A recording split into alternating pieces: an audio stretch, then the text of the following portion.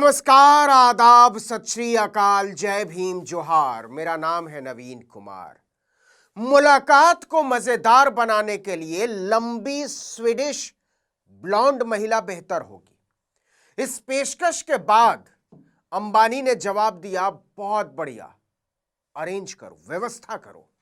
Epstein file में और क्या क्या खुलेगा नहीं पता है।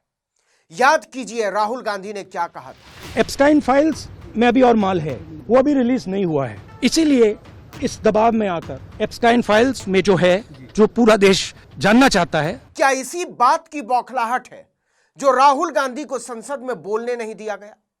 इसका जवाब तो नरेंद्र मोदी ही जानते होंगे, लेकिन यह बात सच है कि एप्स्टीन फाइल में नरेंद्र मोदी के करीबियों के एक से एक रंगीन किस्से खुलकर सामने आने लगे। केंद्रीय मंत्री हरदीप पुरी तो दुनिया के सबसे बदनाम यौन अपराधी जेफरी एप्स्टीन के इतने करीबी थे कि दोनों आपस में मेल मेल खेलते थे और विदेश मंत्रालय को बोल के एप्स्टीन का काम करवाते थे। लेकिन अब एक नया नाम आया है मेल मेल खेलने वाला, वो भी नरेंद्र मोदी का दुलारा। इतना दुलारा कि हजारों करोड़ के फर्जीवाड़े में ईडी सीबीआई आए दिन छापे का नाटक करते हैं और किसी की औकात नहीं होती कि जेल में डाल दे। नाम समझ गए होंगे, अनिल धीरू भाई अंबानी। एप्स्टाइन फाइल्स में अभी और माल है। तो क्या रंगीनियों के वो गड़े मुर्दे अब उखड़ने लगे हैं? अब ब्लूमबर्ग नाम की मीडिया कंपनी ने दावा किया है कि अनिल अंबानी एप्स्टीन की बैठकों में लंबी, छरहरी, सुनहरे बालों वाली विदेशी औरतों को नोश फरमाने की ख्वाहिश रखते थे। जी हां, अमेरिकी जस्टिस डिपार्टमेंट ने यौन अपराधी जेफरी एप्स्टीन के जो दस्तावेज जारी किए हैं उसमें अनिल अंबानी से जुड़े नए खुलासे सामने आए हैं। ये दस्तावेज एप्स्टीन और उद्योगपति अनिल अंबानी के बीच, कहना चाहिए नरेंद्र मोदी के करीबी उद्योगपति अनिल अंबानी के बीच 2017 से 2019 के दौरान हुई बातचीत से जुड़े हैं। ब्लूमबर्ग की रिपोर्ट के मुताबिक इनमें कारोबार, वैश्विक मामलों और महिलाओं को लेकर चर्चा हुई, रंगीन चर्चा। इस दावे के मुताबिक 9 मार्च 2017 की बातचीत में अनिल अंबानी ने एक मीटिंग को लेकर एप्स्टीन से पूछा, क्या सुझाव है? इस पर एप्स्टीन ने लिखा, मुलाकात मजेदार बनाने के लिए लंबी स्वीडिश ब्लॉन्ड महिला बेहतर होगी। इसके बाद अनिल अंबानी ने जवाब दिया, इसे अरेंज करो, व्यवस्था करो, इंतजाम करो। आपको फिर से बता दें कि इस बातचीत से पूरे 9 साल पहले 2008 में ही जेफरी एप्स्टीन को नाबालिग बच्चियों से जुड़े यौन अपराधों के मामले में सजा मिल चुकी थी। इसके बावजूद एप्स्टीन दुनिया के कई प्रभावशाली और ताकतवर लोगों के संपर्क में बना हुआ था।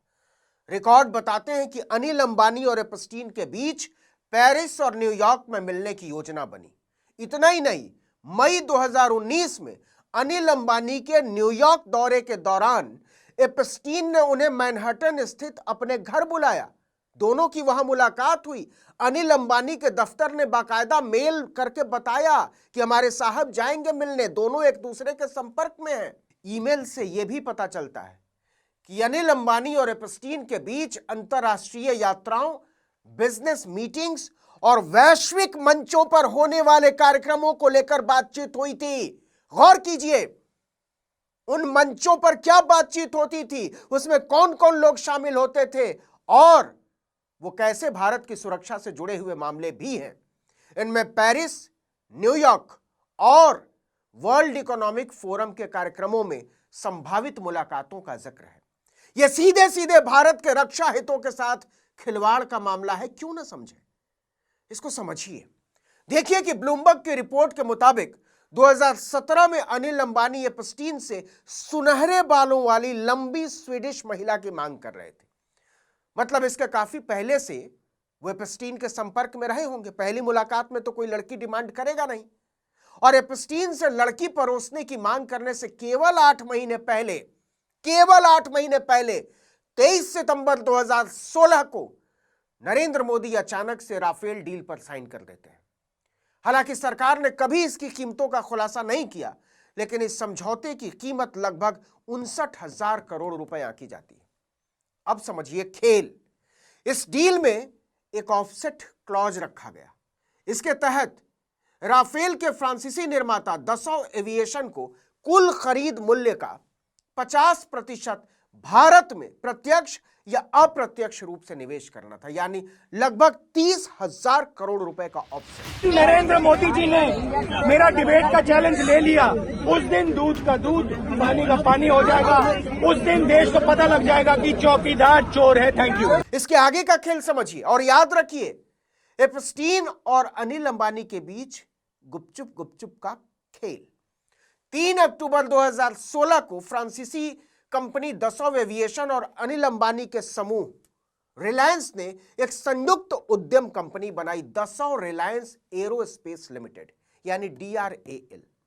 जो असली कमाल है वो ये कि अनिल अंबानी की जिस कंपनी के साथ रिलायंस एरोस्पेस लिमिटेड राफेल ने 30,000 करोड़ का समझौता किया, उस कंपनी की स्थापना ही मोदी की डील से केवल 12 दिन पहले हुई थी। केवल 12 दिन पहले। मतलब एरो डिफेंस में अनिल अंबानी का अनुभव 0 से भी कम था, 0 बटा सन्नाटा। अनिल अंबानी की कंपनी को यह ठेका जबरदस्त तजुर्बे वाली भारत सरकार की अपनी कंपनी हिंदुस्तान एरोनॉटिक्स लिमिटेड यानी HAL को दरकिनार करके दिया, केवल 12 दिन पुरानी कंपनी को। राहुल गांधी ने तब भी इसे मुद्दा बनाया था कि बिना किसी अनुभव वाली अनिल अंबानी की कंपनी को मोटा हिस्सा देकर फायदा पहुंचाया गया है। सरकारी उद्यम HAL जैसे अनुभवी संगठन को प्राथमिकता नहीं मिली। इसमें बहुत बड़ा खेल है। Prime Minister has stolen 30,000 crores of your money, bypassed the process and given it to his friend Mr. Anil Ambani. तब सरकार, मोदी सरकार और मोदी की पालतू मीडिया ने भी इसे हवा में उड़ा दिया था। वो तो अब पता चला है कि अनिल अंबानी साहब छोटी छोटी बच्चियों को दुनिया के ताकतवर लोगों के बिस्तर पर पटक देने वाले जेफरी एप्स्टीन से लंबी विदेशी औरतों का शौक रखते हैं। नरेंद्र मोदी जी का जो इमेज का गुब्बारा है, जो हजारों करोड़ रुपए लेकर बनाया गया था, वो फूट सकता है। एक एक करके नरेंद्र मोदी के सबसे करीबी लोग और उनकी रंगीन कहानियां एप्स्टीन फाइल से निकलकर सामने आ रही हैं। जो चैट सामने आए हैं उनमें डोनाल्ड ट्रंप और हॉलीवुड से जुड़े संदर्भ भी हैं। एक बातचीत में एप्स्टीन ने पूछा अनिल अंबानी से कि तुम्हारी पसंदीदा महिला कौन है। इस पर अनिल अंबानी जवाब देते हैं, हॉलीवुड अभिनेत्री स्कारलेट जॉनसन। उन दिनों अनिल अंबानी की एक और कंपनी रिलायंस एंटरटेनमेंट स्कारलेट की film ghost in the shell की सह निर्माता थी। चैट से पता चलता है कि एप्स्टीन ने अंबानी को लेकर पूरी रिसर्च कर रखी थी। उसने अंबानी परिवार से जुड़ी किताबें मंगवाई थी पढ़ने के लिए। ब्लूमबर्ग के मुताबिक अनिल अंबानी के प्रतिनिधि ने इस मामले में किसी भी टिप्पणी से इनकार कर दिया, चुप। लेकिन जरा सोचिए कि यह कितनी घिनौनी बात है कि भारत का एक अरबपति प्रधानमंत्री नरेंद्र मोदी के साथ जिसका उठना बैठना क्या याराना हो, वो धरती के सबसे कुख्यात यौन अपराधी से मिलता है। न केवल मिलता है, उसके घर जाता है, उसके साथ पार्टी करता है और विदेशी औरत की फरमाइश करता है। आपको बता दें कि अनिल अंबानी अभी भी रिलायंस अनिल धीरूभाई अंबानी ग्रुप के चेयरमैन हैं।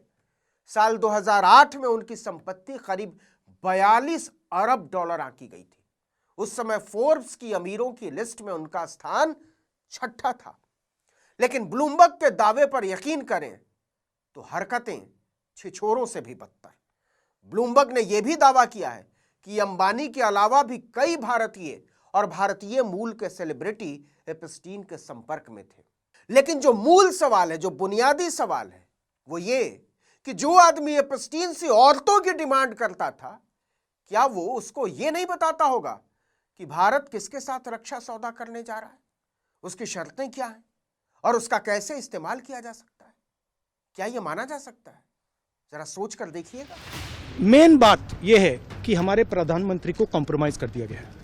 किसने किया है, कैसे किया है, यह हिंदुस्तान की जनता को सोचना है। इस वीडियो में इतना ही, लेकिन अगर आपने आर्टिकल 19 इंडिया को अब तक सब्सक्राइब नहीं किया तो फौरन कर दीजिए, बेल आइकॉन दबाइए, घंटी जैसी आकृति लाइक कीजिए और कमेंट करके बताइए हमारा वीडियो आपको कैसा लगा। हमारा ट्विटर हैंडल है article19_India और मेरा ट्विटर हैंडल है नवीन जर्नलिस्ट। नमस्कार।